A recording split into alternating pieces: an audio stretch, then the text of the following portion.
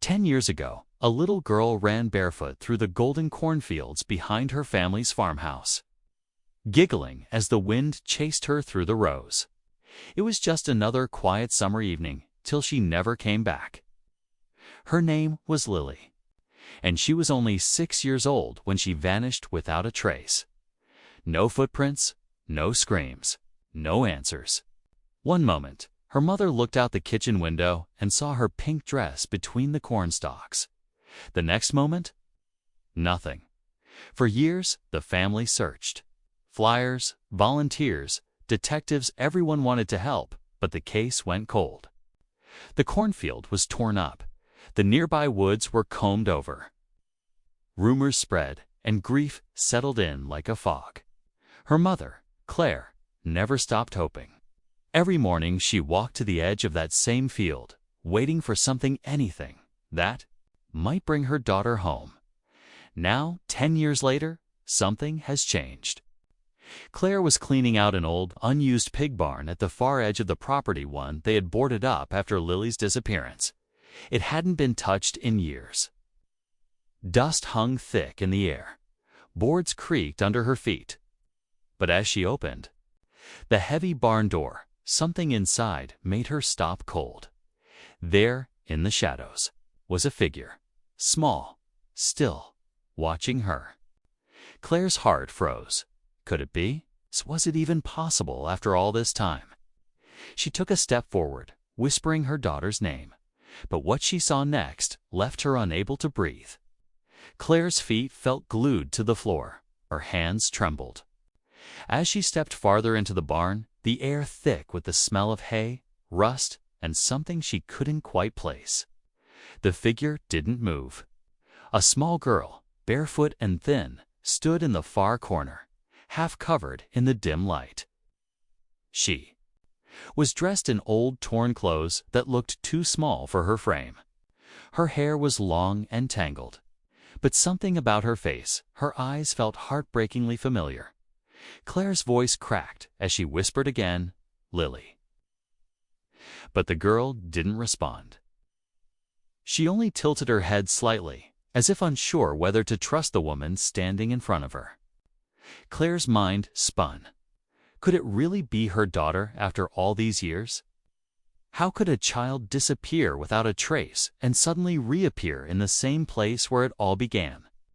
She tried to step closer, but the girl flinched and backed up, into the shadows. That's when Claire noticed something else: an old blanket tucked near a pile of hay, a few scattered food cans, and markings scratched into the barn wall. It looked like someone had been living here. For how long? And why hadn't anyone found her? Suddenly, a loud creak echoed behind Claire. She turned sharply toward the barn door, heart racing. Someone else was out there, watching. Maybe someone who never wanted Lily to be found. And now, after all this time, the truth was just starting to unfold. Claire turned back toward the girl, her heart pounding harder than it had in years. The child was still staring at her, quiet, cautious, almost wild. It didn't feel like a reunion. It felt like a warning. Claire wanted to rush forward, to wrap her arms around her and never let go, but something told her to move slowly. Whoever this girl was, she hadn't known comfort in a long time. She glanced again at the scratches on the wall. Some were just lines, but others looked like symbols or numbers. A few even looked like words, but they were barely legible. Claire's chest tightened. Was this how the girl kept track of time? Or was she trying to leave a message? The creaking from outside grew louder. Claire stepped back, gently placing herself between the girl and the door. Her phone was in the kitchen, too far to call for help now. And whoever was out there, they weren't making themselves known. Then another sound came. Footsteps, slow and deliberate, circling the outside of the barn. Claire's eyes searched the room for anything she could use to protect them. All she found was an old pitchfork leaning near the wall as she reached for it. The girl whispered something, just one word. Claire froze.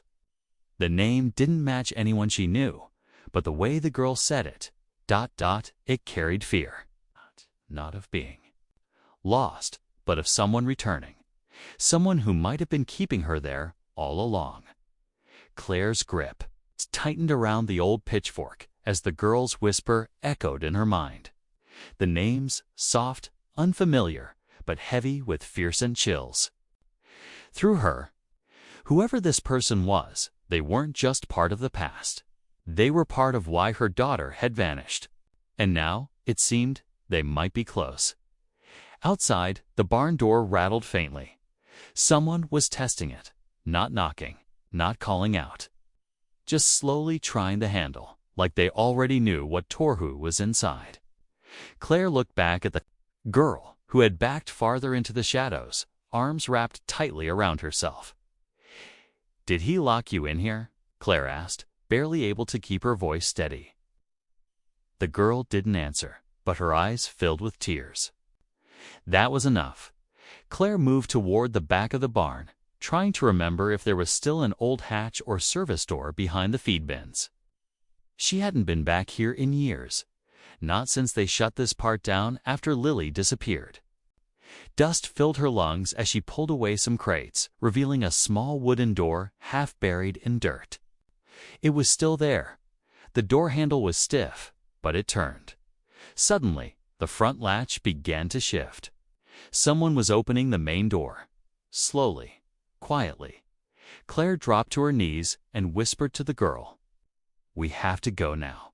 But just before they could slip through the hatch, a shadow stretched across the barn floor. Someone had stepped inside.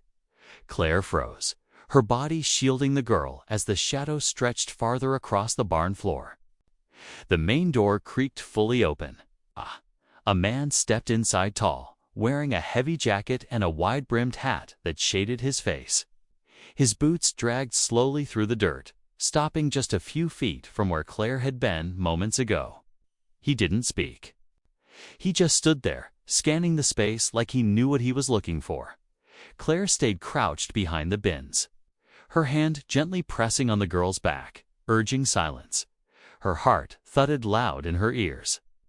Then she saw something that made her stomach turn. The man's wrist was a worn leather bracelet. It was the same one the old farmhand used to wear, the one who had worked on their property years ago, the same man who disappeared shortly after Lily went missing.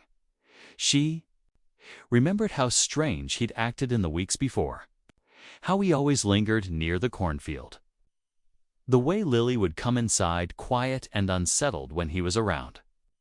Everyone assumed he left town when the police started asking questions, but now it was clear he had never left.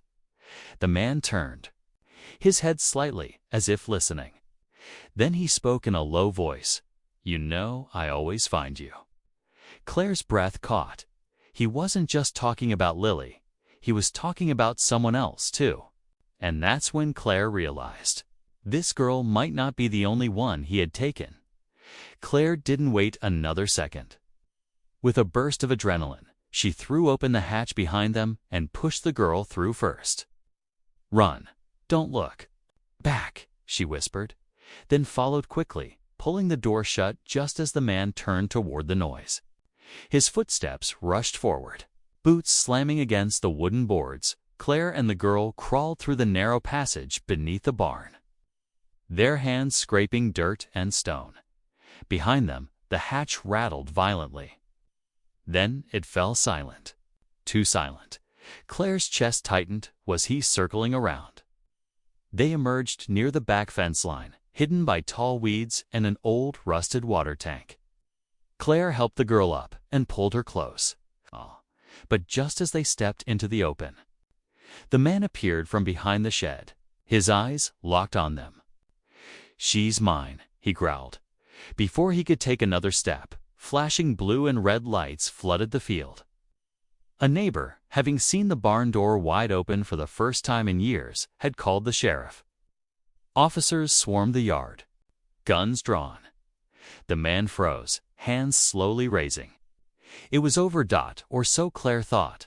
As the police took the man away, one officer approached Claire. He held a file with faded photos and a list of names missing children, cases never solved. The girl they found wasn't Lily.